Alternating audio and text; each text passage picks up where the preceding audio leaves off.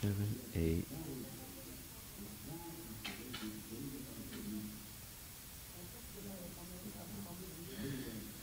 Okay, so 7, 10, 8. Yeah, okay. Now we're on the 10th chapter.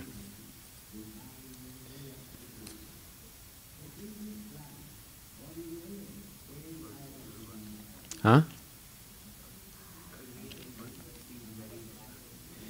What you were reading was what we did in the play.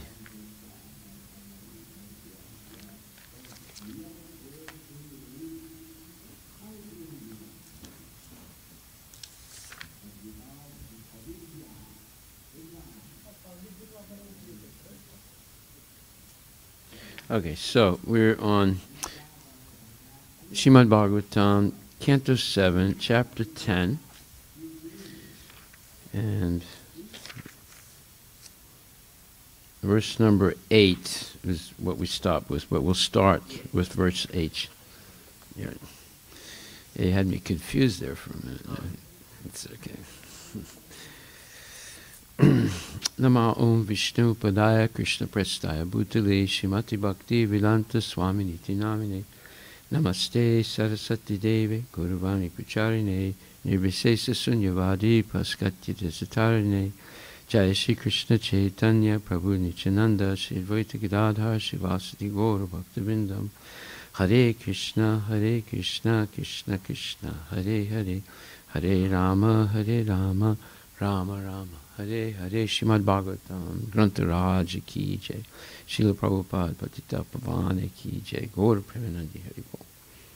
So we're continuing in Canto 7, Chapter 10, verse number 8. Prahlad Maharaj, who is described as the best among exalted devotees, has received the benediction of Nrsingadev, because he was able to pacify the Lord's extreme anger after killing his father, Hiranyakashipu, after killing Prahlad's father. And Prahlad was able to pacify the Lord, calm his anger. And why was he angry? Because the father dared to kill his son. And Prahlad was a faultless boy. He was only 5 years old. He was a pure-hearted devotee of Lord Vishnu or Krishna. And for that reason, the father wanted to kill him, because the father was a demon. He was the head of the demons at that time. Well, now, Hiranyakashipu has been killed. Prahlad Maharaj pacifies Lord Nrsingadev. And how does he pacify him? With transcendental glorification of the Lord. Prayers of glorification. A real prayer is a prayer of glorification of the Lord's transcendental qualities. And after pleasing him with these transcendental prayers, Lord Nrsingadev offers him any benediction he wants. And Prahlad basically says, my dear Lord, I've been born into a demoniac family. The blood in my veins is the blood of demons. But by the mercy of your unalloyed, pure devotee Narada Muni, who instructed me while I was still in the womb of my mother, I have become attracted to you. I think of you all the time. I chant your holy name. And you have blessed me now, so I was able to glorify you with choice prayers of glorification. But frankly, please don't offer me any material opulence, because in my estimation, the more one becomes materially opulent, the more they're prone to forget you. And he says, My dear Lord, O Supreme Instructor of the entire world, you are so kind to your devotee that you could not induce him to do something unbeneficial for him. On the other hand, one who desires some material benefit in exchange for devotional service cannot be your pure devotee. Indeed, he is no better than a merchant who wants profit in exchange for service. And then also he says, my dear Lord, because the seed of lusty desires, which is the root cause of material existence, is within the core of everyone's heart, you have sent me to this material world to exhibit the symptoms of a pure devotee. So he's basically saying, please don't tempt me with the illusions of offering material opulences to me. He says, I'm very much afraid of material conditions, and I desire to be liberated from materialistic life. It is for this reason that I have taken shelter at your lotus feet. And then he says, a servant who desires material profits from his master is certainly not a qualified servant or pure devotee. Similarly, a master who bestows benedictions upon his servant because of a desire to maintain a prestigious position as master is also not a pure master, meaning spiritual master.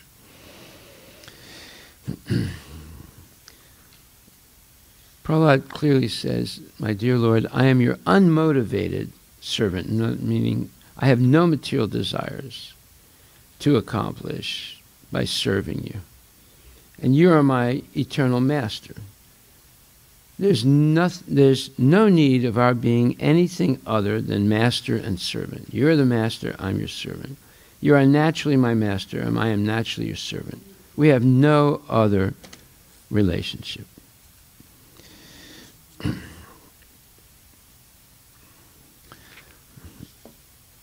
Then, oh my Lord, you are the best giver of benedictions. If you at all want to bestow a desirable benediction upon me, Prahlad Maharaj says, then I pray from your Lordship that within the core of my heart there will be no material desires. So this is the only blessing he wants to accept from the Lord.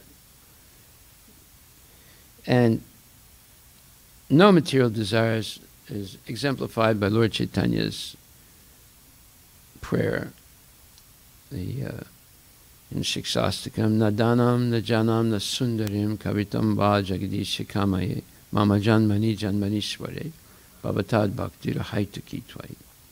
O my Lord, I do not want from you any amount of wealth, nor many followers, nor a beautiful wife, or a handsome husband in case of a woman, for these are all materialistic desires. But if I have to ask you for any benediction, I pray that in whatever forms of life I might take my birth, under any circumstances, I will never be bereft of your transcendental devotional service. And then Prabhupada explains, devotees are always on the positive platform, in contrast to the Mayavadis. So what does that mean? Devotees are always on the positive platform, in contrast to the impersonalist Mayavadis. What does this mean?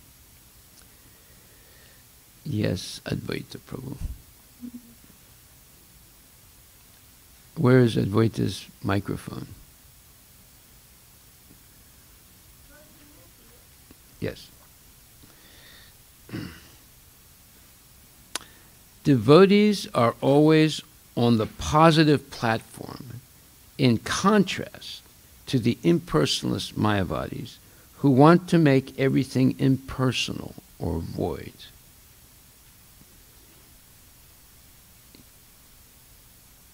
Oh, it's here actually. Yeah, I forgot.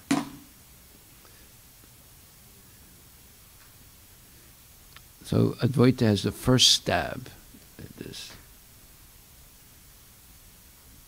He's going to make it work. 1 second. Okay, try it. Try the microphone. Okay. Hare Krishna. Basically, when I think that basically what I think is that the You think or you stink? I think. You think, okay. I think that the Mayavadis are like having different beliefs from the devotees, so that's why they're saying the devotees are on a positive platform than the Mayavadis. Well, in a general sense, you're saying Mayavadis have different beliefs, but you have not said anything specific. So let Prabhu explain. Hare Krishna. So Mayavadis or impersonalists are Sunyavadis. So they are on that, while materialists are on that negative platform. Do you understand what Sunyavadi means? Zero. Yeah, I know. Sorry. Explain it. Yeah, explain it. So impersonalists, they think they're, in a way, they are better than karmis, because karmis, they are Karmis are normal people who are engaged in fruitive activities. So they are subject to materialistic activities. So they are subject to the dualities of the world. So impersonalists, they at least have some idea that there's suffering in this world. We want to get out of it. So they want Hare Krishna. You gave us a They want to get out of the negations or the sufferings of this world, but they don't have the positive idea of the personal feature of the Lord. So they are called Sunyavadis. That means zero. Sunya is zero. It means, the absolute truth is nothing, because they don't have the idea of the positive or the personal conception of the Actually, Lord. it's two types of impersonalists. One is the Sunyavadi, and the other is the Mayavadis. They're not exactly the same. Yeah. The Sunyavadis, you can say that the Buddhists, for instance, their idea is that the world, the absolute truth is void. There's nothing. They call it nirvana. Nirvana. And the Mayavadis, they said, no, the absolute truth is not void. It is something. But if you look at the characteristics of what they say is something, they say there is no form, it has no features, there is no rasa. So all the qualities... There's light. There is a light. And it's just basically covered atheism or covered voidism, basically. It's covered voidism. They say that there is spiritual aspect, but if you see the characteristics, there is nothing personal about it. In a roundabout way, there is a subtle difference between the two. Yeah, the difference... Another way of explaining the difference is the Sunyavadis, or the Buddhist-like philosophies, originally begun by Astavakra, and then in modern times it evolved into Jainism and Buddhism. Their concept of nirvana, nir means without, vana means movement of the mind. First of all, the Buddhists don't even believe there's a soul. They believe there's a mind. When the mind comes to absolute stillness, in other words, there's no movement of it, and they compare it to the flame of a candle in a windless room. So it doesn't flicker. It's stable like that. If you look at a candle burning, the slightest little breathing or wind, it'll flicker. But a candle in a windless room will not flicker. It'll just burn straight like this. So their concept of nirvana is actually the flip side of the material nature called avyakta. There's vyakta and avyakta. Material nature goes through these two phases. Vyakta means manifest nature. So we're seeing it right now, in which the time factor, the modes of material nature, and karma, all these things are acting because of the time factor. In the avyakta state, the time factor stops acting. Therefore, there's no karma, there's no movement. All the atoms come to absolute stillness. Now, right now, atoms are moving all the time. Even in a piece of metal, on the gross level, you don't see any movement. But if you go down to atomic level, you'll see it's moving continually. But in a highly dense material like steel, you don't notice the movement immediately. You'll notice it over a long period of time. Or something like uranium. Huh? Decay. Everything is moving in there, but very slower than what's moving in a leaf or a flower. You see? Yeah.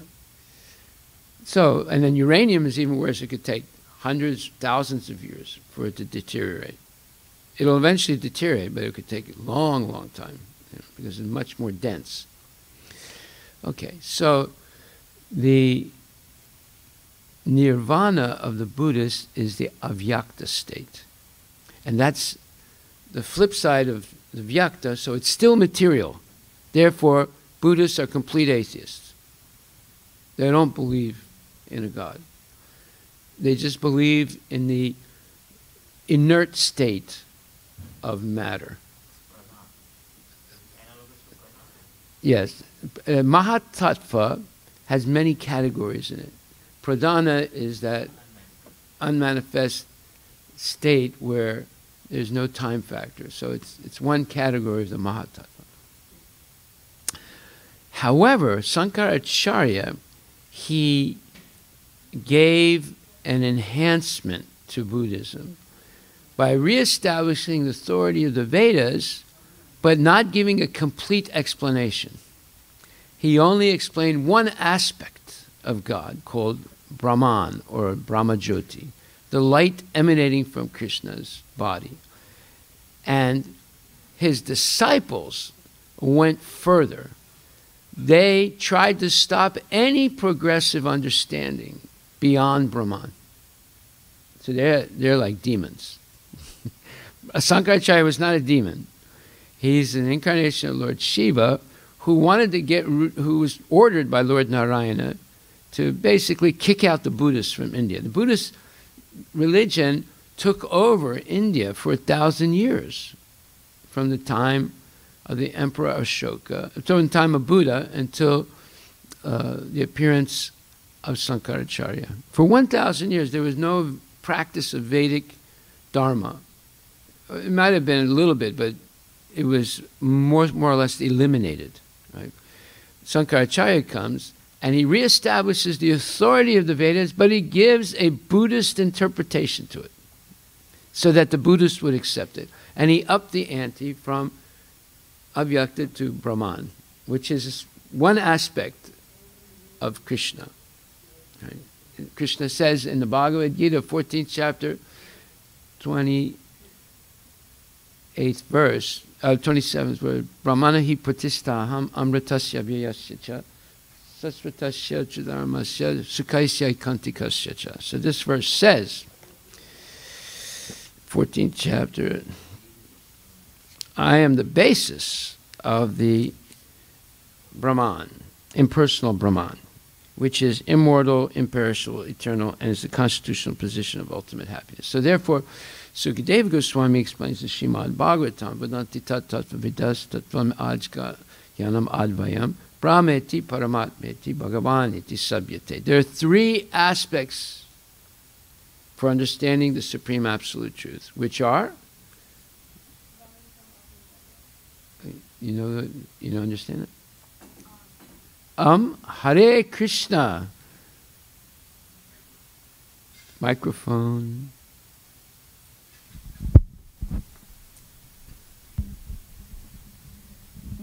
One is Brahma. Brahman. Oh, Brahman. Then is Bhagavan. Then it's Paramatma. Second is Paramatma. Okay.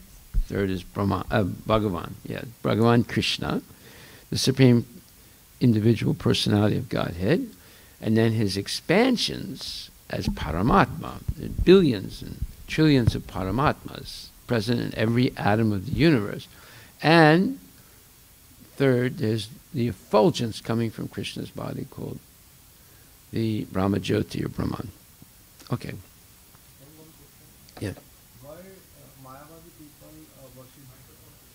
Why do Mayavadis, impersonalists, and there's two types of impersonalists, Mayavadis and Sunyavadis, right? Go ahead. Why they worship deity? Why they do deity worship?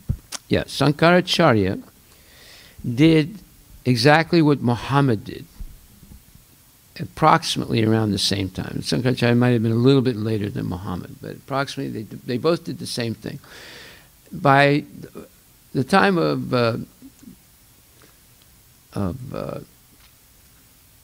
Muhammad and Buddha, the Vedic Dharma had deteriorated to such a state that they were worshipping in Makkah 365 different deities, one deity for every day. And they were all deities of different demigods. Yeah, speculating on it. Yeah. Well, and why were they doing that? To get material benefits from each one of those demigods. And the same thing was happening in India at the same time. So Sankaracharya, he was a little softer than Muhammad, Hazrat Muhammad. Muhammad, he did something radical, like destroyed all of them except one, what's called the Kaaba. But actually the Kaaba is considered, actually the real understanding of Kaaba, it's the body part of Sati, who was Lord Shiva's wife, who committed sati, because she wanted to break any relationship to her father, Daksha, who had insulted Lord Shiva. And then Lord Shiva comes, picks up her charred body, and starts dancing the dance of Pralaya, the end of the universe where everything gets destroyed.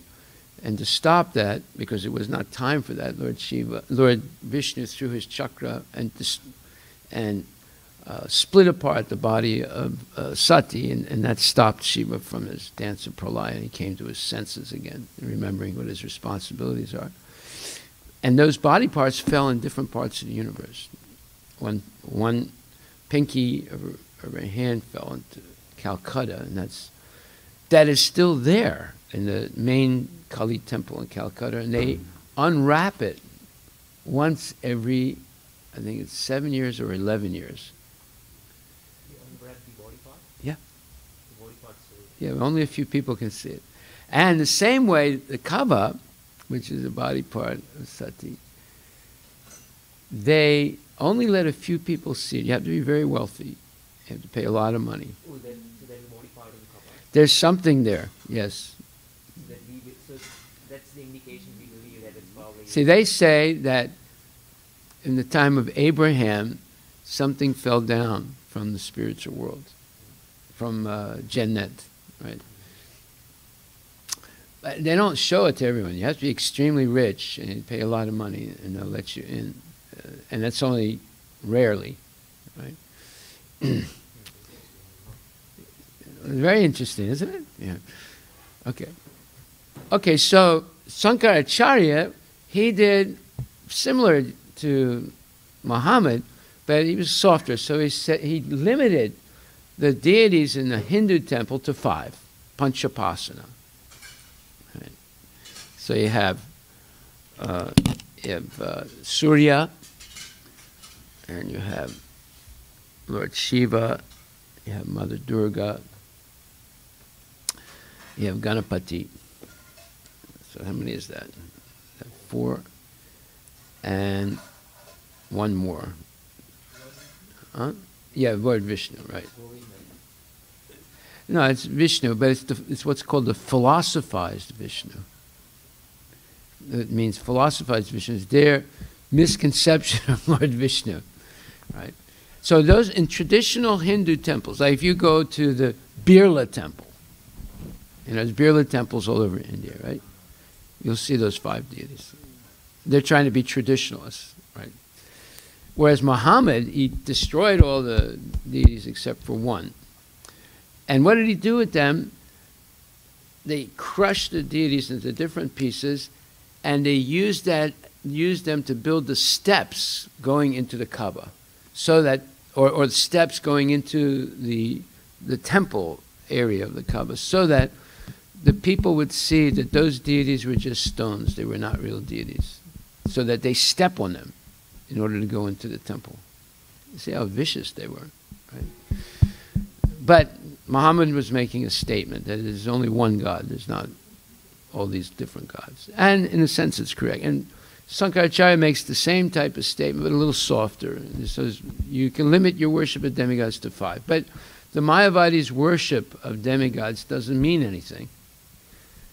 They're not really worshiping them as God because they think that they will eventually become God by doing some yogic process or whatever.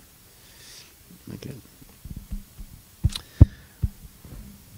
So the question was,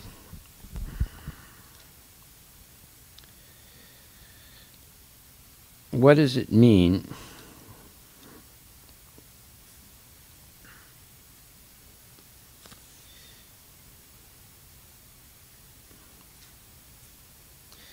that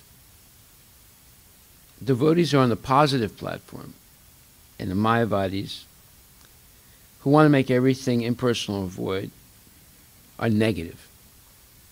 So what does it mean after all this explanation? The Mayavadis say, Brahma Satyam Jagat Mitya. Write this down.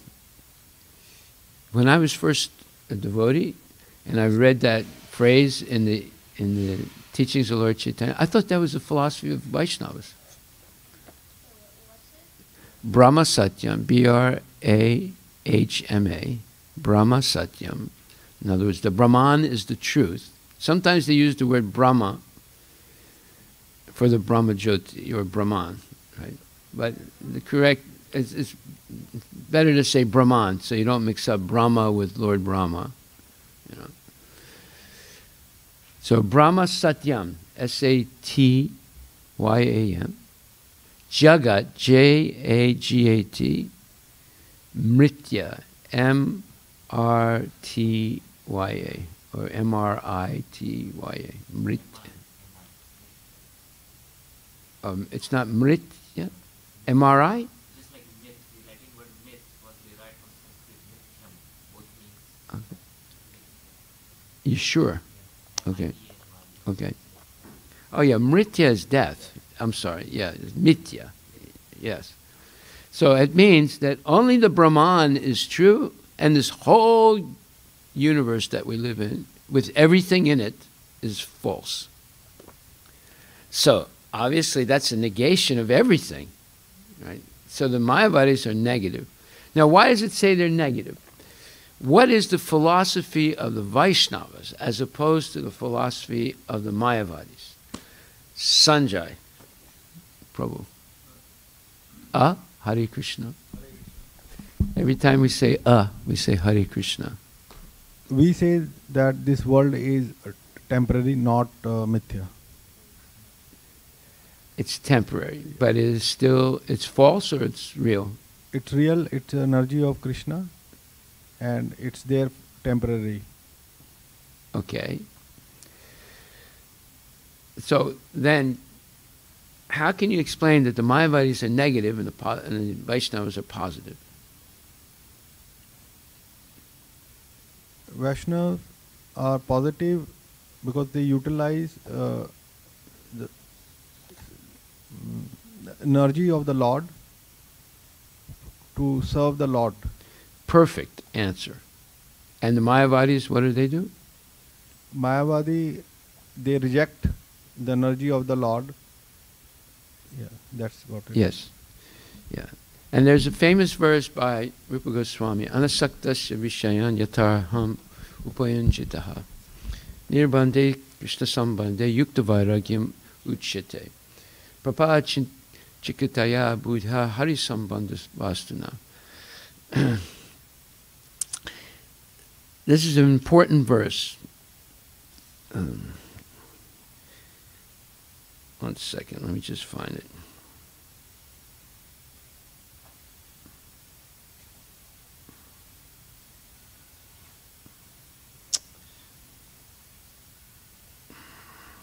Okay, it's it's quoted in the Bhagavad Gita, 3rd chapter, no, wait a minute.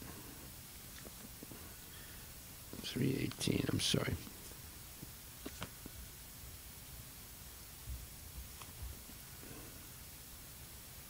Okay.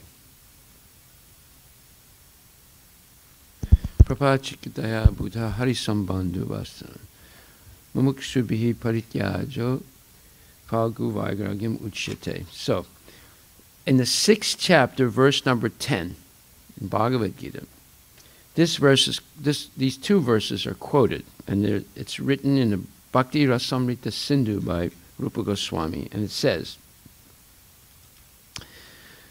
when one is not attached to anything, but at the same time accepts everything in relation to Krishna, one is rightly situated above possessiveness. On the other hand, one who rejects everything without knowledge of its relationship to Krishna is not as complete in his renunciation.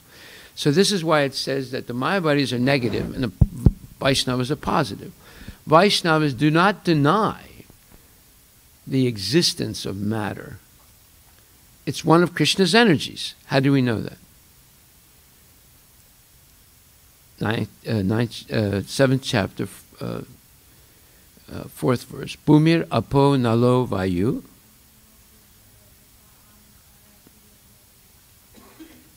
Right. Yeah. Krishna describes the material energy as his apara prakriti, his inferior spiritual energy. It's still spiritual, which means it is temporary or eternal. Which? Yes. Yeah, it's eternal, but it goes through two phases. Vyakta and avyakta. Manifest and unmanifest. So, there is para prakriti, which is Krishna's superior energy, and apara prakriti, which is Krishna's inferior spiritual energy. Both are spiritual, both are eternal. But paras tasmat tubhavo yo vyakto vyaktat sanatana. That means that besides this material nature, which is manifest and unmanifest, there's another nature, which is the superior spiritual nature, which is always manifest in the spiritual world. Not manifest to our eyes in the material world because our eyes are blinded by sense gratification and materialism. But in the but when our eyes become normal again, we can see this spiritual reality. And yasa satsu bhute su nasatsu na vinasyati. Yet there is another unmanifest nature, which is eternal and is transcendental to this manifested and unmanifested matter.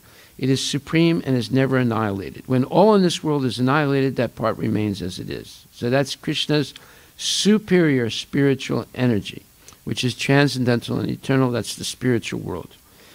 It is beyond all the changes of material nature, which is manifest and annihilated during the days and nights of Brahma. Krishna's superior energy is completely opposite in quality to material nature. Superior and inferior nature are explained in the 7th chapter. So now we see that the Mayavadis are really negative. They reject Krishna's inferior spiritual energy. Whereas the Vaishnavas are positive. They say it belongs to Krishna, so it should be used in the service of Krishna, as Sanjay Prabhu correctly said. Okay? Okay. Devotees are always on the positive platform, in contrast to the Mayavadis, who want to make everything impersonal or void. One cannot remain void, sunyavadi.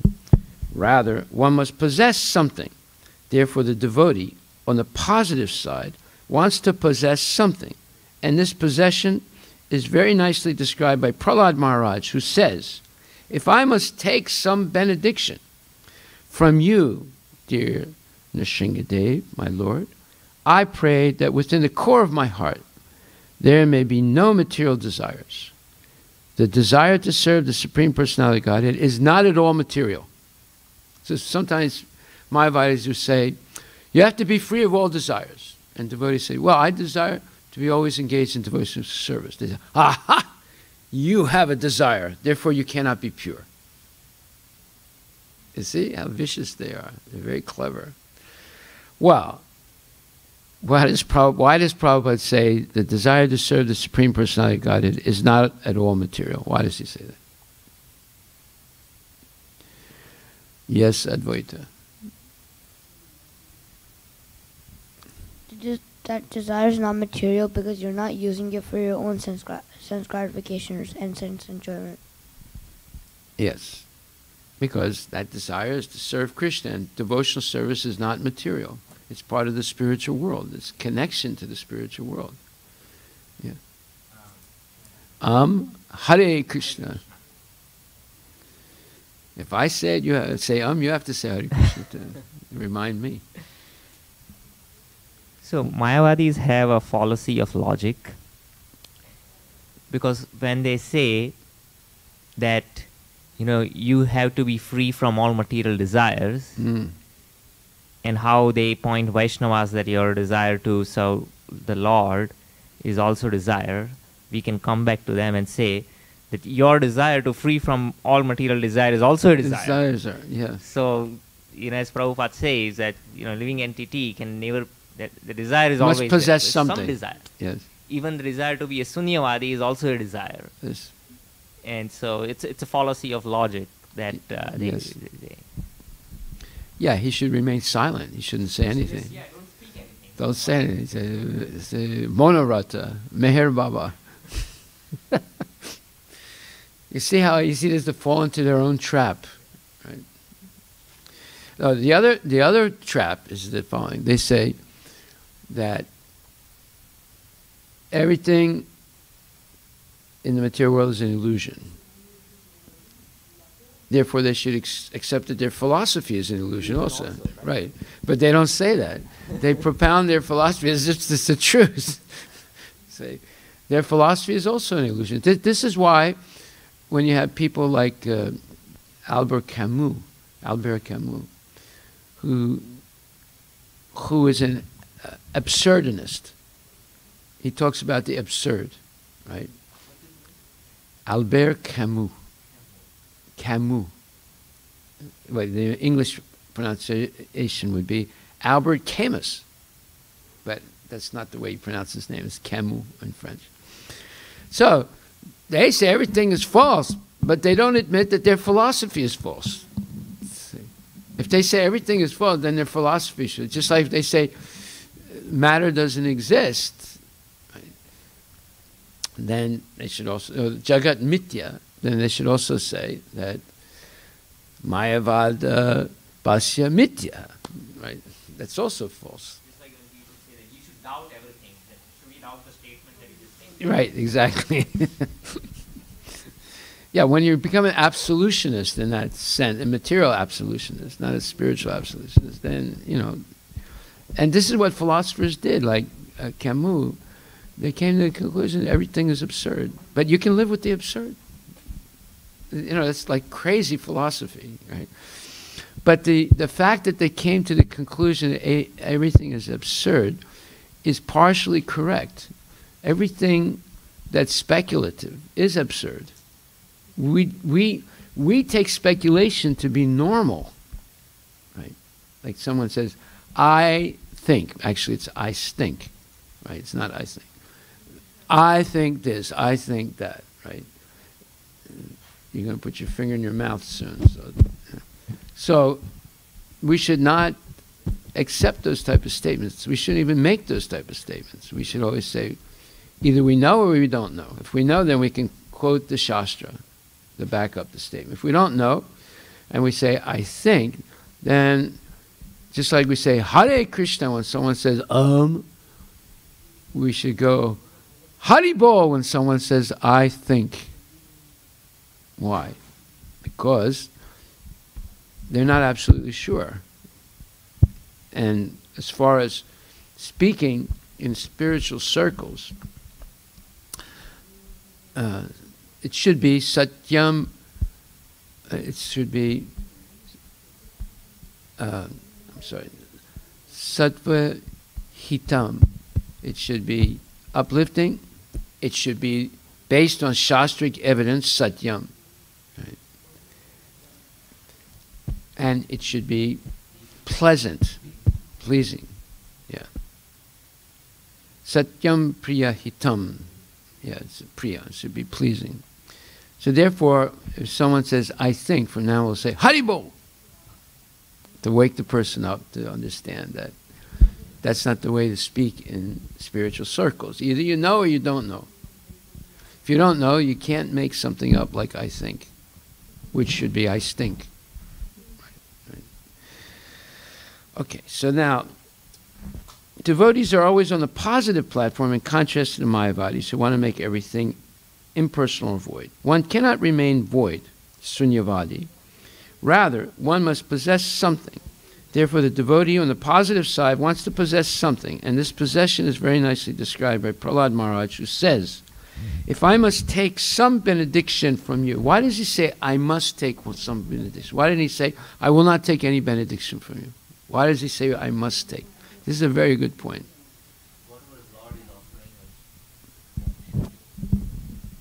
Accepted, one should not Yes. decline it. Yes, because the Lord is offering it. It has to be good. Right? So if someone offers you prasadam, you say, no, I don't want it. That would be a mistake. We should always accept some prasadam. Right? You don't have to take a big portion of it, but you should accept something because they're offering the Lord's prasadam. It doesn't matter if there's sugar in it, or if it's not vegan, or it's, dairy, and it's all nonsense, right? If it's prasadam, Mahaprasadam should be accepted. Just like Sarvabhauma Bhattacharya, Lord Chaitanya brought him some prasadam from Lord Jagannath in the early morning before he had taken a shower or brushed his teeth or anything like that. And Sarvabhauma Bhattacharya accepted it right away because it's Jagannath prasadam. Although normally you shouldn't do that, right? You shouldn't eat without at least taking a bath and brushing your teeth and so forth. But he took it because it's Jagannath Prasad. Yes? He accepted it and ate it also? Yes. That reminded me, I was reading Prabhupada pastime in which the pujaris, they brought Mahaprasadam, and Prabhupada with all his disciples was in the temple hall. And Prabhupada accepted the prasadam, he honored it, and he gave all the devotees also. In the temple hall. In the temple hall. Front of the deities. In front of the deities. Yeah. And then one devotee questioned, we should not honor prasadam in the front of the deities. And Prabhupada responded, but the Shastra also says that as soon as you get an offering from the Lord, you should not reject it. And so it's the same concept. Exactly right. So, if I must take some benediction from you, I pray that within the core of my heart there may be no material desires. The desire to serve the Supreme Personality of Godhead is not at all material. It's a big point, big point. Okay, so the next verse, O my Lord, because of lusty desires from the very beginning of one's birth, the functions of one's senses, mind, life, body, religion, patience, intelligence, shyness, opulence, strength, memory, and truthfulness are vanquished. As stated in the Srimad Bhavatham, Kaman Hrit Rogam. So if someone says, Prabhu, are you healthy? You should always say no. But you look healthy. I know, but I'm not healthy. Oh, what's your sickness? Kamam Hrit Rogam. What does that mean? What does kamam hrit rogam? You know what it means, right? Yes? Hrit? Hridaya? Heart. Roga? Yeah. I have this terrible disease. It's worse than cancer. I have lust in my heart. As stated in Srimad Bhagavatam, kamam hrit rogam. Materialistic life means that one is afflicted by a formidable disease called lusty desire. Liberation means freedom from lusty desires. Liberation doesn't mean you fly up to Swarga where there's 70 beautiful women waiting for you. That's not liberation. That is narak, It's not Swarga, it's actually Narak, right? Because it means you'll be chained by so much attachment and lusty desires. You don't solve lust by feeding it, just like you don't put out a fire by feeding it fuel. You put out a fire by not putting the fuel in, and you starve lust by not satisfying it. Just like you stop an itch by not scratching. If you scratch the itch, it doesn't go away. It gets worse. Right? So there's certain things you have to starve to death. Like, let's say you have hookworms. You know what a hookworm is? It's a parasite. You get it by drinking unclean water or eating. You got it once, right? From India? Yeah. Yeah, you can get it very easily in India. All you have to do is drink Radhakund water. You'll have hookworms. Although it's the holiest place in the universe. Our Cody, he's got hookworms. You know how many eggs a hookworm lays in one day? 300,000. Once you get hookworms, if you don't stop them, they'll go all over your body. They'll infest your whole body and body parts, and eventually it'll kill you. Huh? Yeah, he drank water in Radhakund.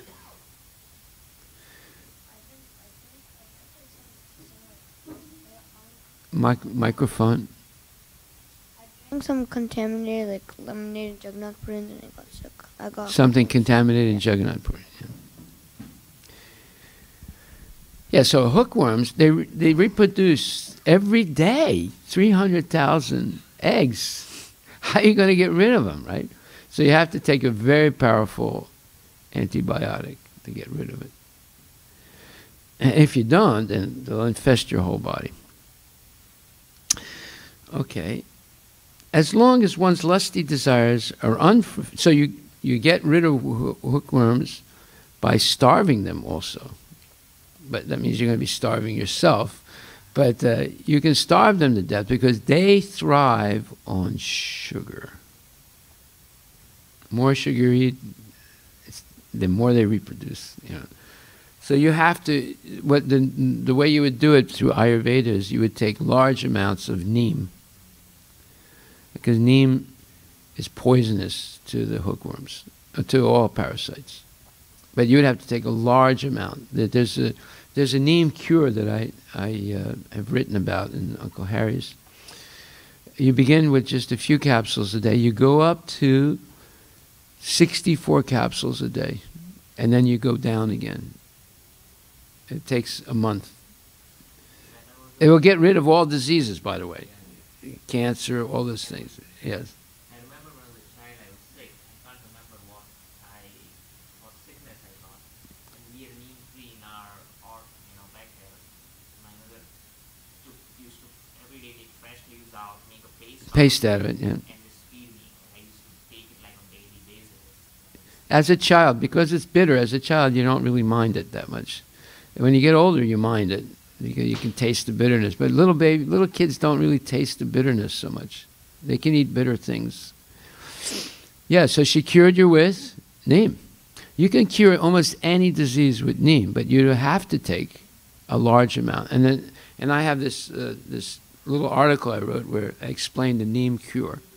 Right? It's a traditional cure in India. That's what she used to say, like you cure anything. Yeah. The neem tree is called the pharmacy tree.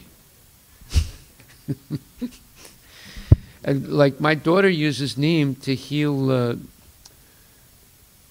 the cows. Whenever there's something wrong with the cows, she'll use neem, either leaf or oil, or the seeds. The neem seeds from which you make the oil are also very medicinal, and they're very, very bitter because they contain the oil in it. What's a dark one for brushing? I also sell neem sticks for brushing. Yeah, you get them in Calcutta. So Materialistic life means that one is afflicted by a formidable disease called lusty desire. Liberation means freedom from lusty desires because it is only due to such desires that one must accept repeated birth and death. As long as one's lusty desires are unfulfilled, one must take birth after birth to fulfill them. Because of material desires, therefore, one performs various types of activities and receives various types of bodies with which to try to fulfill desires that are never satisfied. Try to fill desires that are never satisfied. What does that mean? If you try to fulfill desires that are never satisfied, what will happen? It's unending. As long as you have material desires, you stay in the material world. Even one material desire is enough to keep us in the material world. The only remedy is to take to devotional service, which means when one is free from all material desires, which begins when one is free from all material desires. So in other words, unless we become free of all material desires, we don't really begin devotional service. Someone will say, well, wait a minute, I come to the temple, I do service, once a week or twice a week or every day. Okay, that's good, but it's not pure because of the material desires. And I told you the story of this one devotee who is offering one gardenia flower every day to Radharani. You remember that story?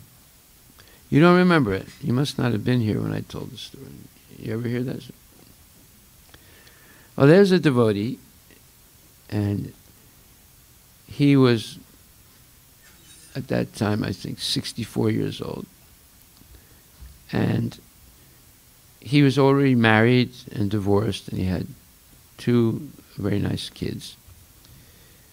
So, but now he's divorced, and he would serve the deities once a day. He would do arti at noon. And every day he would offer Radharani a fresh gardenia flower that he would purchase. So he had money. He was quite, not real wealthy, but he had money. And he would always pray to Radharani, please give me a beautiful wife, a young, beautiful wife. So one day this American girl came to the temple. She was very attractive, and she was young. She was maybe 23. You remember the story? And he met her, and he was talking to her. Of course, he was an experienced devotee, so he can, he knows a lot of verses, and he can speak the philosophies. He's good at the philosophy. He's not good at following it, but he's good at speaking it. So they spent some time together. Every time she would come to the temple, he would sit next to her, talk to her, give her prasadam. And finally, she falls in love with him, and they're going to get married.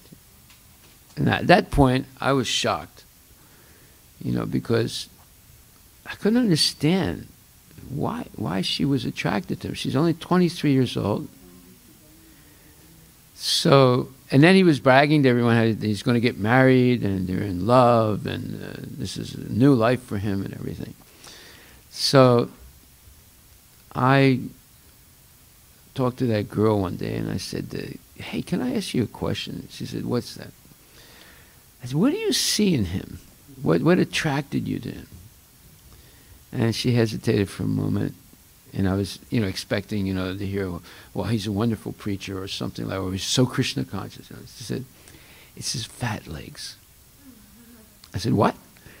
She said, fat legs. It's because he puts his dhoti on higher, and so the lower parts of his legs are showing all the time, and he wears these black socks, and then above the black socks, you can see almost up to his knee, and they're fat and plump, and it reminds me of something like a horse or sheep, and I remember this, and that's what attracted me to him. So when she told me that, later on I was thinking about it, and I said, now I understand. I understand. because I put two things together. He was offering the flower to Radharani every day, praying to her, please, I want to marry a young, beautiful girl. And then she became attracted to his fat, the lower part of his leg. Right? That means that she was put into Maya. And Krishna is the controller of Maya, right? So then I knew that they were not going to get married. Although they already fixed the date. And they were inviting people, and they were going to have a ceremony and everything. But I knew they would not get married. Because I knew that he was so crazy that he would do something that will break the spell of the Maya. And he did it. He actually did it. And then she called off the marriage. But because it all happened in the temple, she walked away from the temple also. See, that's the danger when people involve their personal desires to, at the same time, get involved in preaching to outside people. Eventually they'll make a major mistake because they can't control themselves, and it turns people away.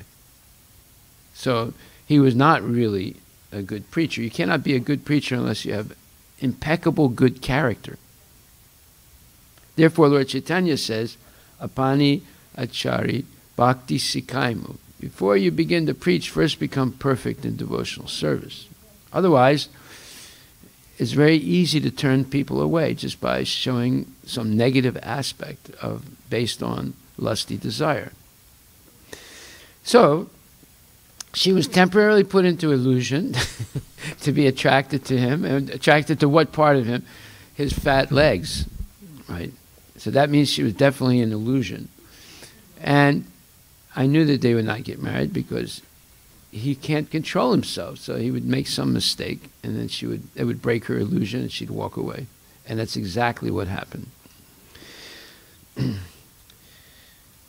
Because of material desires, therefore, one performs various types of activities and receives various types of bodies with which to try to fulfill desires that are never satisfied. The only remedy is to take the devotional service, which begins when one is free from all material desires. So, when you're young, what happens? I'm going to explain this to you, and you can analyze it yourself. When you're young, when you get to the point of puberty, you know what puberty is? You ever hear that word? What is it?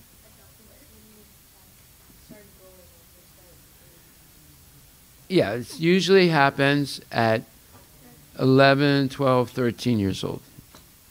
At the point of puberty, it's a point of passage from being a young child to becoming a teenager, right?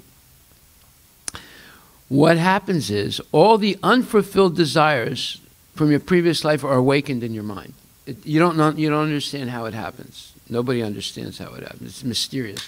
But all of a sudden you start becoming attracted to things that you never even thought about when you were younger. Right? And it's overwhelming sometimes for kids. It's overwhelming to everybody. And that's where a child becomes most vulnerable to misconceptions. Most vulnerable. Unless they have been trained properly between 5 and 11 or 12 by their family, by their parents, their grandparents, or in the temple, they will not be able to deal with this awakening of desires from previous life. And they will go toward fulfilling those desires. That's why it's very important, like Prahlad Maharaj said, that Komaran Acharet Pragnov, right from the beginning of childhood, one should be trained in Krishna consciousness, because once they arrive at the point of puberty, they're going to be overwhelmed by the material desires they had at the end of their previous life. And it can be devastating. The only remedy is to take the devotional service, which begins when one is free from all material desires. So you see how dangerous it is. you're growing up and you hit the point of puberty, and all of a sudden you're overwhelmed with a plenitude of material desires. Just when you're becoming aware of the world in a much more extensive way. And it's like being hit by a trainload of desires. Therefore, anya bilasita sunyam gyanakarmadya navritam anukulyena krishnana sonam bhaktir uttamam. Uttama bhakti, or pure devotional service, means no material desires, only spiritual desires to serve Krishna. So one must be free of all material desires in order to engage in Krishna's service. How do you become free of all material desires? Through associating with good devotees and chanting regularly Hare Krishna, Krishna Krishna, Hare Hare, Hare Rama, Rama Rama, Hare Hare. And most importantly, having specific devotional service. In fact, I would like to see everybody in the temple having specific devotional service. Not, oh, maybe I'll do something today. I don't feel like doing it, I won't do it. No. Everyone should have specific devotional service. And I think the number one way we could get everybody engaged in devotional service is no longer have professional cleaners coming here Sunday night. We should have a cadre, a group of devotees, preferably parents and children together, cleaning one part of the temple. And we divide the temple into different parts. And after the Sunday feast, boom, the whole temple gets cleaned by a large number of devotees.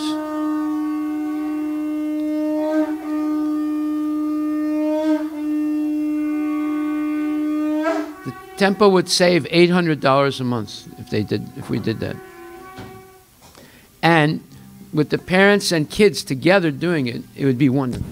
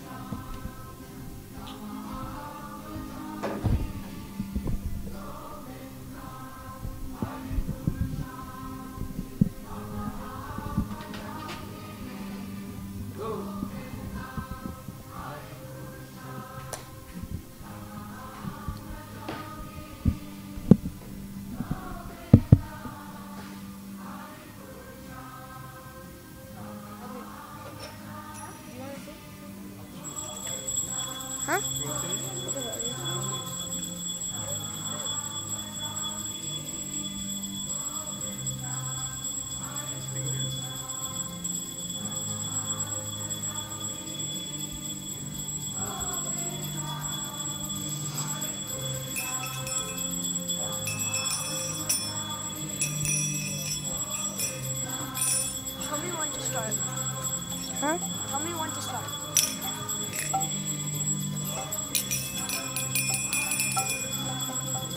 You know how else we recorded the, how else we recorded this? How else was one of the people who played one of the instruments? He's recording this? Yeah, he's one of the people who recorded this.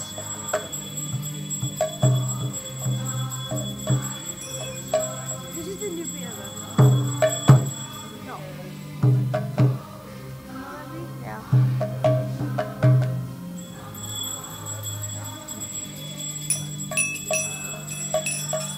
Wait. When do I start playing? I'll tell you. Just put a thumbs up when I start playing. Not now. There's still no other thing to play. Not now. There's a little thing.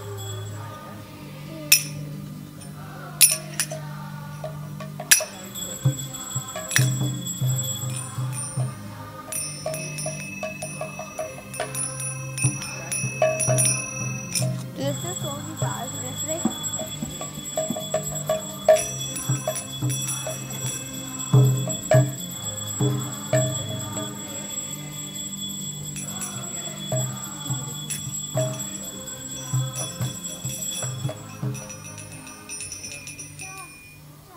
Start. Yashomati Nandana Prajabaranagara Gokula Ranjana Kahana Nandana Prajabaranagara Gokula Ranjana Kahana.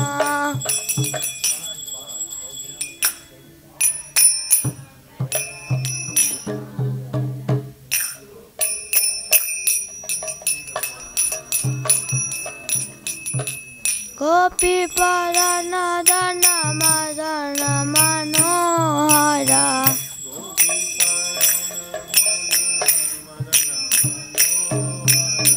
Kaliya Damana Vidana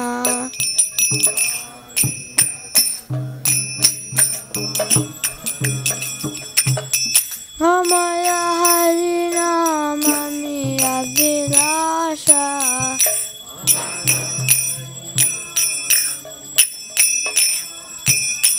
Vipina Purandara Ravina Nakara Bora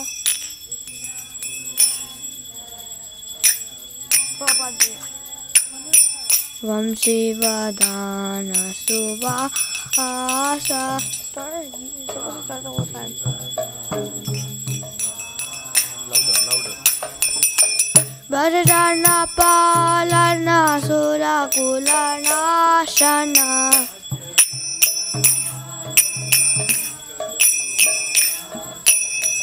Nanda Godana Rakovala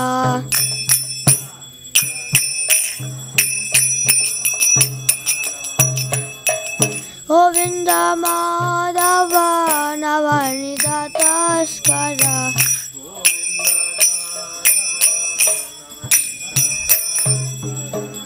Sundarananda Gopala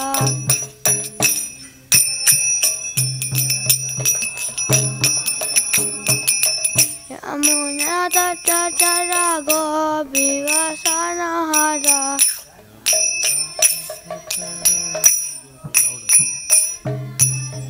Rasa Rasika Kripamoya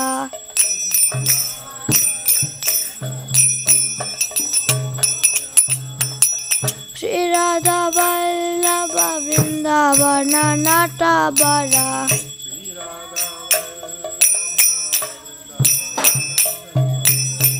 Bhakti Vinodashaya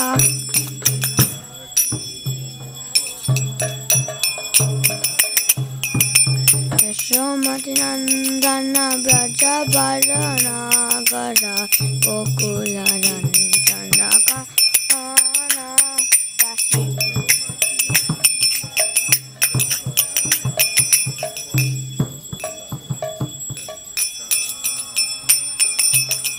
Gopipadanadana Madana Manohara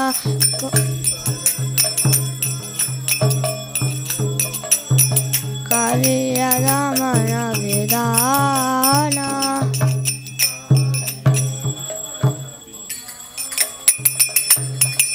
Hare Krishna, Krishna Krishna, Hare Hare, Hare Ram, Ram Ram, Hare Hare.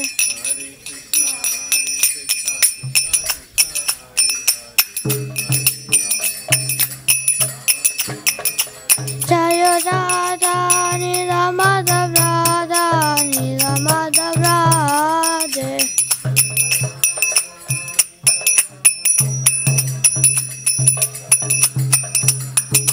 Jaya Raghunatha, Jaya Jagannatha, Jaya Baladeva, Jaya Subhadra.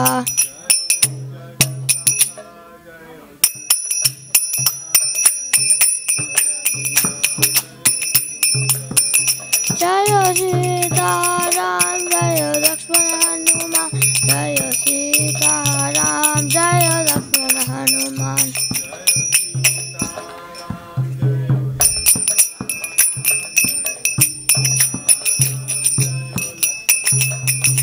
Jaya Gauranita, Jaya Gauranita, Jaya Gauranita, Jaya Gauranita.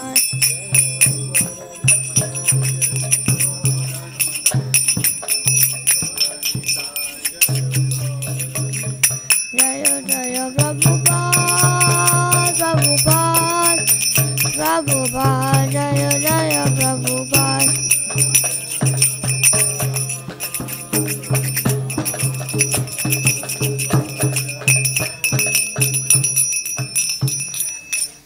Jai Vishnupada Paramahamsa Parivrajacharya Astotra Sata Shri with His Divine Grace A.C. Bhaktivedanta Swami Prabhupada Ki Jai. Jai Vishnupada Paramahamsa Parivrajacharya Astotra Sata Shri with His Divine Grace Bhaktivedanta Saraswati Goswami Maharaj Prabhupada Ki Jai. Namacharya Shri Haridas Thakur Ki Jai. Prem se kho Shri Krishna Chaitanya Prabhu Nityananda Shri Advaita Gadadhar Shri Vasari Gaur Bhaktivinoda Ki Jai. Shri Radha Krishna Gopa Gopinath Shyam Kund Radha Krishna Ji Govardhan Ki Jai. Shri Vrindavan Dham Ki Jai, Mayapur Dham Ki Jai, Jagannathpur Dham Ki Jai, Ganga Mai Ki Jai, Yamuna Mai Ki Jai, Bhakti Devi Ki Jai, Tulsi Devi Ki Jai, Harinam Sankirtan Mahayagna Ki Jai, Nitai Gurusmandi Hare Hare Bo, All Gurus Samudra is Hare Krishna, All Gurus Samudra is Hare Krishna, All Gurus Samudra is Hare Krishna, All Gurus Shri Guru Govinda Srila Prabhupada Ki Jai.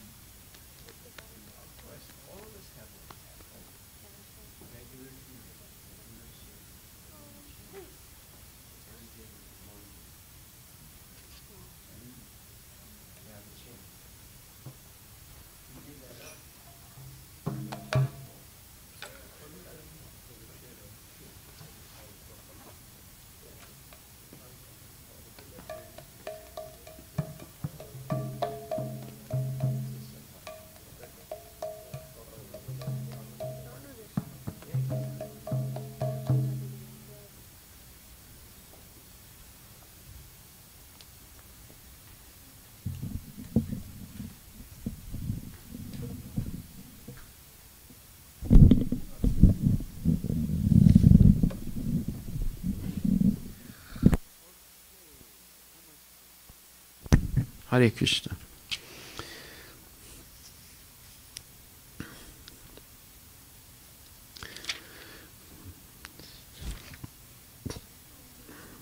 So one must be free from all material desires to begin devotional service. The spiritual soul has spiritual activities and spiritual desires, as described by Sri Chaitanya Mahaprabhu. Mama janmani janmani sware bhavatad bhakti rahaituki twayi. Unalloyed devotion to the service of the Lord is the only spiritual desire. To fulfill this spiritual desire, however, one must be free of all material desires. Desirelessness means freedom from material desires. So what does that mean? Desirelessness means freedom from all material desires. It sounds like a paradox. Paradox means it doesn't make sense. It's like two opposite things. How can you be desireless if you're free from all material desires? Okay, yeah, that makes sense in one way. Okay, yeah?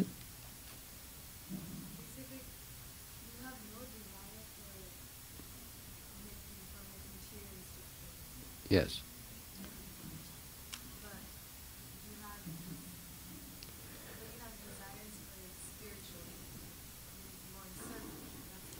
Yeah, well, here Prabhupada says that spiritual desires are not material desires. To desire to serve the Supreme Personality of Godhead is not at all material. So it's not a material desire. So desirelessness means being free from all material desires. This is described by Srila Rupa Goswami as anya bilasita sunyam. As soon as one has material desires, one loses his spiritual identity. We have a soul, but we lose the knowledge of the existence of the soul by having material desires. Then all paraphernalia of one's life, including one's senses, body, religion, patience, and intelligence, are deviated from one's original Krishna consciousness. Yes, pranay. Is it pranay? Is that the way you... Okay.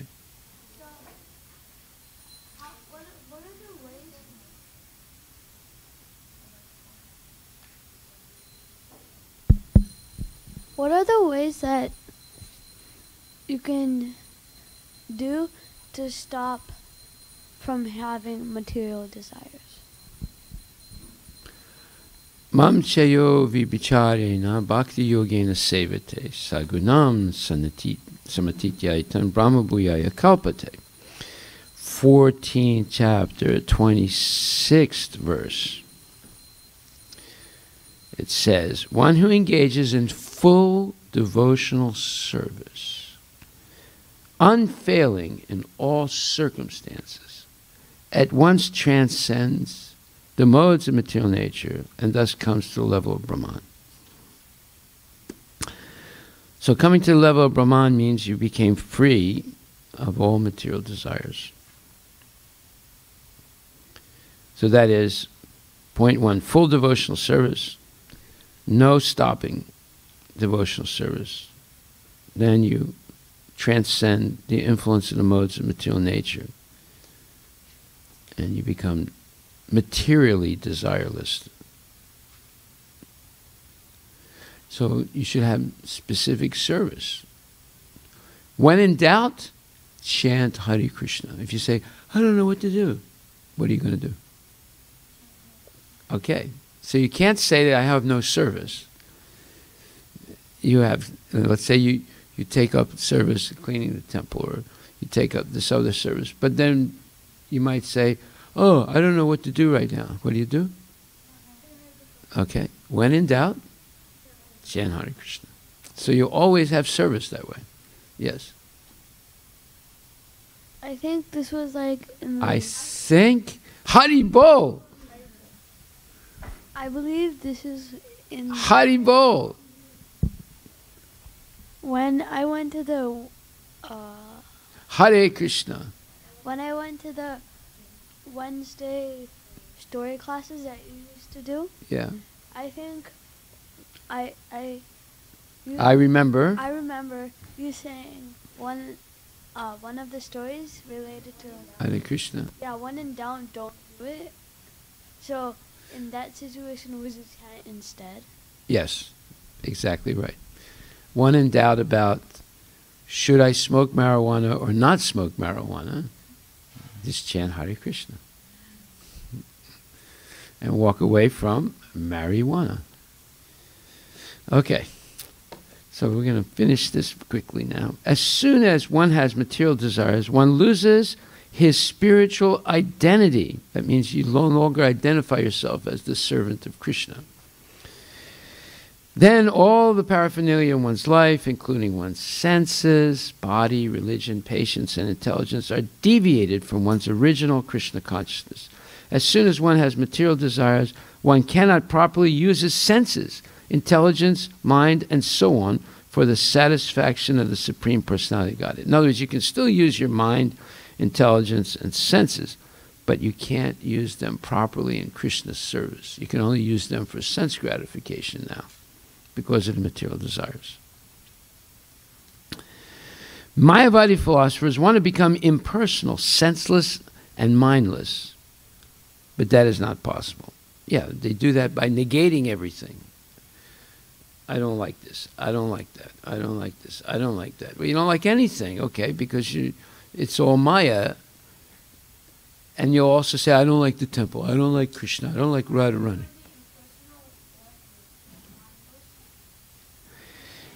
You become senseless and mindless. But that's not possible to become senseless and mindless. You're going to cut off your senses. You're going to cut your nose off, cut your ears off, cut your tongue off, cut off all your skin, take your eyes out. No, you can't do that. And mindless, you're going to take your mind out? You can't do that. So they're pretending to do something that's not possible. The living entity must be living, always existing with desires, ambitions, and so on. These should be purified, however, so that one can desire spiritually and be spiritually ambitious without material contamination. So here's the solution. Be spiritually ambitious without material contamination.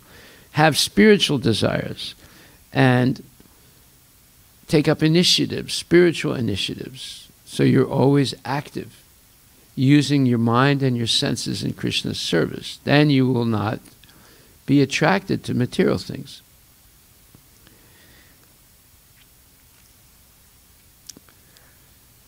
These should be purified, in other words, desires and ambitions. However, so that one can desire spiritually and be spiritually ambitious without material contamination. In every living entity, these propensities exist, that is, being ambitious, having desires, these things, you can't, if you're living, then you can't stop these things, but you can purify them. In every living entity, these propensities exist because he is a living entity. When materially contaminated, however, one is put into the hands of material misery. Janma mrityu jara vyadhi, birth, death, old age, and disease. So when you're materially contaminated, you become subjected to birth, death, old age, and disease. Yes. Hare Krishna. I think. Haribol. I remember a devotee in this temple right now. Hare Krishna. And he's part of this temple right now. He's a kid. And he has another friend that's a kid in this temple too. And they're both devotees. So one of Hare Krishna. my friend is the friend of the friend. So are you the friend of the friend also? Because you have a friend? Do you become the friend of his friend also? no, I don't become the friend of the second devotee. I'm the friend of the first. That's why I asked the question, yeah. So the first devotee, I'm not going to say. The second devotee tells the first devotee that about all this nonsense, and they were in the park together, and this was during Hare Krishna. Hare Krishna. There was two. There was a and a What? No, then we'll be interrupting people all the time. And is specifically ugly. Therefore, you should eliminate them from your stream of conversation. Go ahead. This was in Pravalika's house. Okay, just tell me what it is. Don't go through all these different names and places. And then they were talking, and then the second devotee told the first devotee about all this nonsense, and then the first devotee became like contaminated, and like he started telling me bad things, so I told him to go away. So is that like a thread? Is that what? Is that like a chain reaction? Like if one person gets it, another person. Okay. If a person transmits, in other words, transfers nonsense, they become a nonsense also. See, somebody might be very good, but if they speak some nonsense that they heard, then they become nonsense also. Because you should only speak things that are satyam hitam priya, satyam priya hitam, truthful, based on Shastra,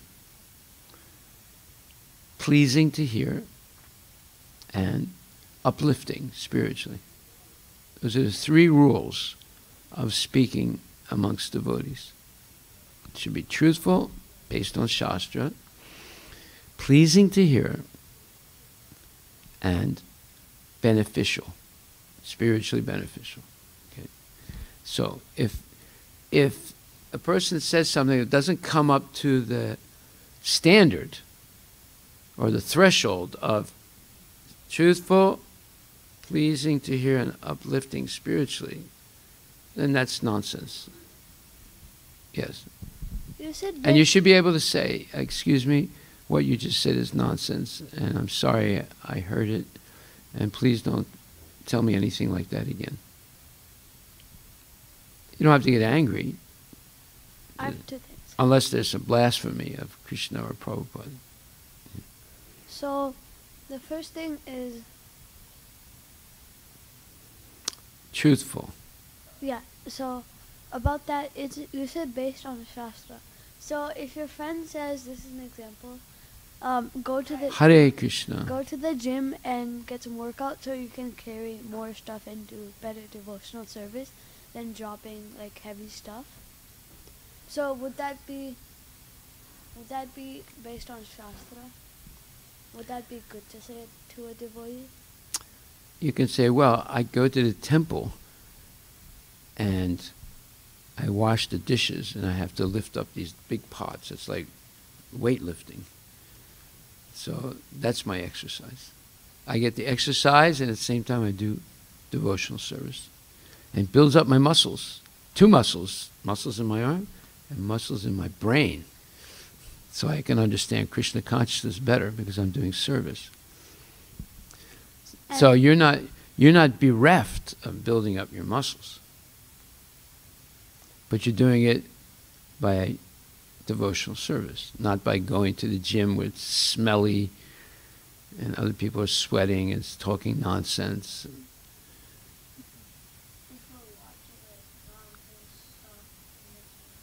Yeah, they're watching television. Huh? NBA, yes. National Basketball Association. National Nonsense Association. And my second question is, if you were contaminated by that person and you didn't know what to say and you tried to pass it on to someone else, how would you recover from that? By apologizing and not doing it again. Getting help to understand why it's nonsense. And then understanding why you might have been attracted to nonsense. So you can't give something up unless you have something better. So somebody's going to tell you some nonsense. But if you have good sense by hearing Krishna Katha, you have something better. So you're not attracted to it. If you have $100, would you be attracted to 1 penny? No, because you have $100, right? So if you have, through regular hearing and attendance in class and reading and chanting and so forth, a huge amount of spiritually enlivening knowledge, would you be attracted to 1 piece of stool information? No, because you have something better. But if you don't have anything better, you would be attracted to a piece of stool information. You see? So therefore it's important to come to class regularly and learn something every time you come and remember it. You get so full of spiritual knowledge and nectar that you will no longer be attracted to that other nonsense. But if you don't have anything, then you'll accept anything because you don't have anything. Or if you have just a little. Okay? Then all the paraphernalia of one's life, including one's senses, body, religion, patience, and intelligence, are deviated from one's original Krishna consciousness. As soon as one has material desires, one cannot properly use his senses, intelligence, mind, and so on for the satisfaction of the Supreme Personality of Godhead. Mayavadi philosophers want to become impersonal, senseless, and mindless, but that is not possible. The living entity must be living, always existing with desires, ambitions, and so on. These should be purified, however, so that one can desire spiritually and be spiritually ambitious, without material contamination. In every living entity, these propensities exist because the living entity is living. When materially contaminated, however, one is put into the hands of material misery, janma mrityu jara vyadi, birth, death, old age, and disease. If one wants to stop repeated birth and death, one must take to the devotional service of the Lord. Sarvapadi vinirmuktam tat parat vena nirmalam hishikesha hishikena hishikesha bhaktir uchyate. Sevanam bhaktir uchyate. Bhakti or devotional service means engaging all our senses in the service of the Lord, the Supreme Personality of Godhead, the master of all the senses. When the spirit soul renders service unto the Supreme, there are 2 side effects. One is freed from all material designations, and simply by being employed in the service of the Lord, one's senses are purified. So, recently I was speaking to a devotee who's a very prominent lawyer now and very intelligent guy. I met him on the street in Paris like 45 years ago. He had just graduated from Yale with honors, and he was only 19 years old. Yale is one of the top universities in the whole world. And I met him on the streets in Paris. He had received a position as a beginning professor in the University of Grenoble in France. And we began to talk, and then he asked me a question. He said, if you can convince me that God exists, then I'll give up everything I'm doing right now and join your temple. I said, okay. Where are your things? Are you staying in a hotel right now? He said, what does that have to do with anything? I said, I just want to know if it's far away from here so that we can go and pick up your things after I convince you and take everything to the temple. Like, he was shocked when I said that. He said, well, why don't you convince me first? I said, it's only going to take 30 seconds for me to convince you. He said, well, okay, well, why don't you start instead of talking about these other things? I said, okay. Are you a person? He said, wait a minute, what does that have to do with it? Just answer the question. Are you a person? He said, yeah, I'm a person. I said, okay. Are your parents a person? Oh, of course they're persons. What do you mean? I said, how about their parents? They're persons too. How about their parents? They're persons too. I said, okay, the original person is God, Krishna. So where's your hotel? And he couldn't argue. This guy was brilliant. He was a graduate from Yale at 19, right? So we went to his hotel, picked his things up, he joined the temple. And he gave up his professorship at the Grenoble University.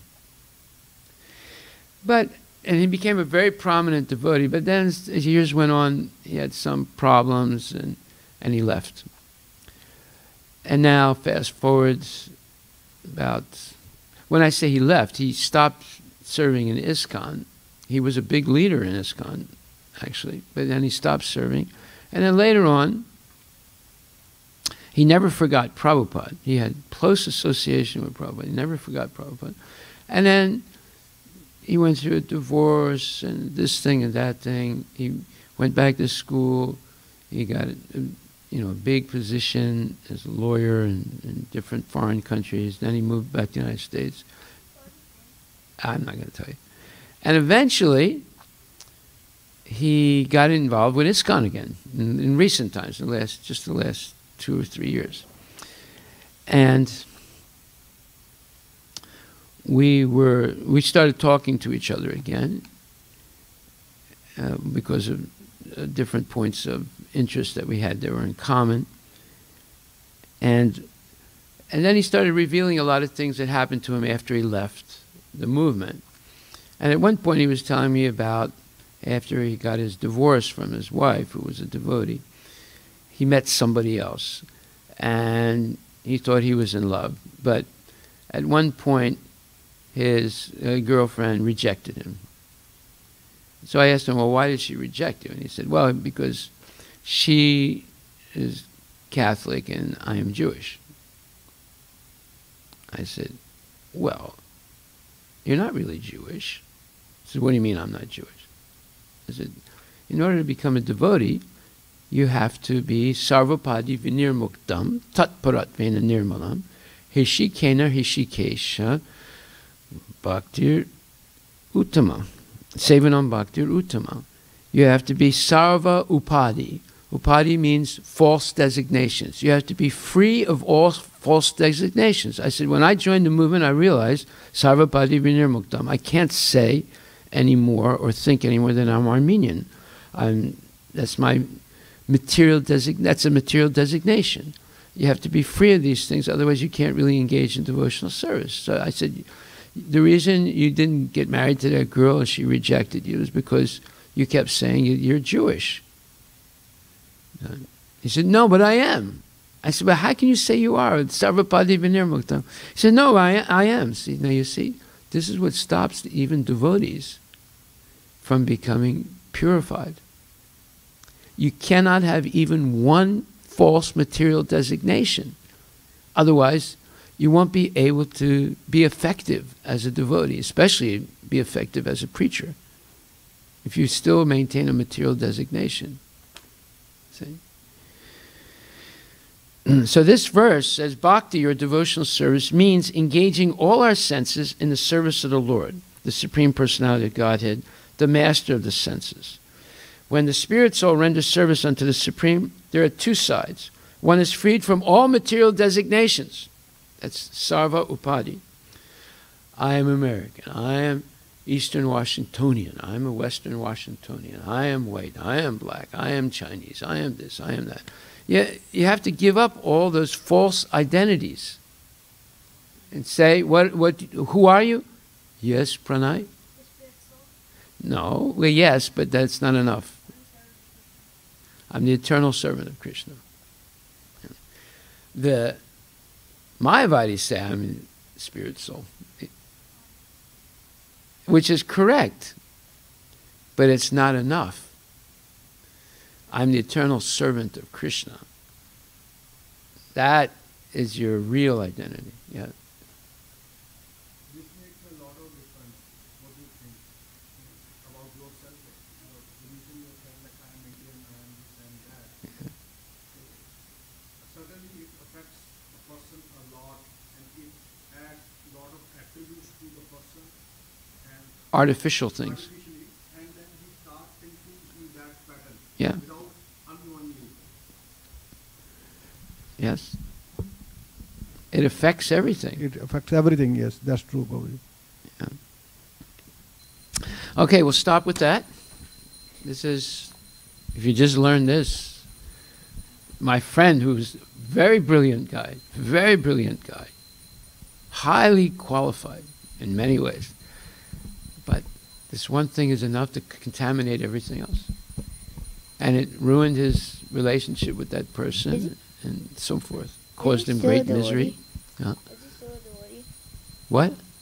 Where's that devotee right now? No, he's a devotee, but he still has some work to do. It doesn't matter how smart you are. It depends on how you're able to listen and understand. And that requires, purity of heart and humility. If I say, I am so-and-so, that's a material designation. Where's the humility? What's wrong with saying I'm the eternal servant of Krishna? That's the most auspicious thing, identity. Right? Just like someone says, what is your gotra? I don't say, my gotra is Bharadraj, or my gotra is, this or that. No, my gotra is Achyuta. What is your family? What? Nicola? No, your real family is Krishna's family. Achyuta Gotra. You see? If you say, my family is this or that, then you're not really identifying who you are. If you say my family is Nicola, right? Nucla. Okay, my family is Nucla. Then I can ask you, what was your family in your past life? Was it Nucla? No. So then it's not really your family.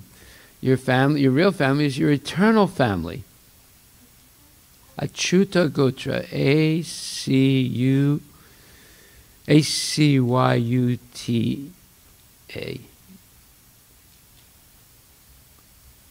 Achyuta.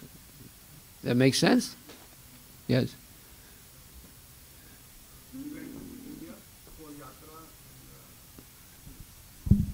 We went to Yatra to India, and a lot of devotees were there, and the priest was asking, what is your gotra?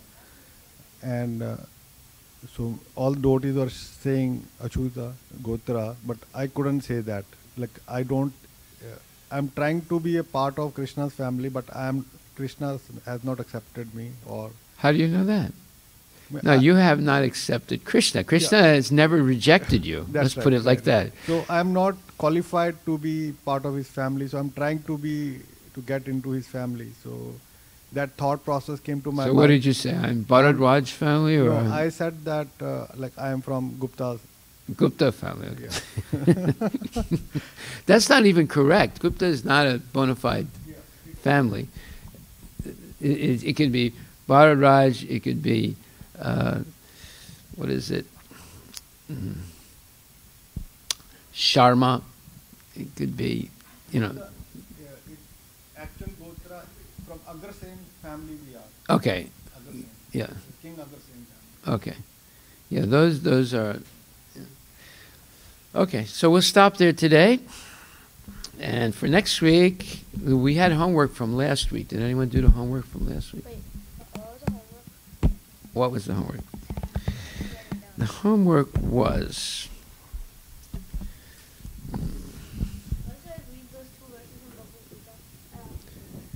Verse, second chapter, 62nd and 63rd verse, and the 6th chapter, 6th and 7th verse. Right. And then, yes, and 6.6 and 6.5 and 6. Okay. Jai Shri Radha Nila Madhava Ki Jai.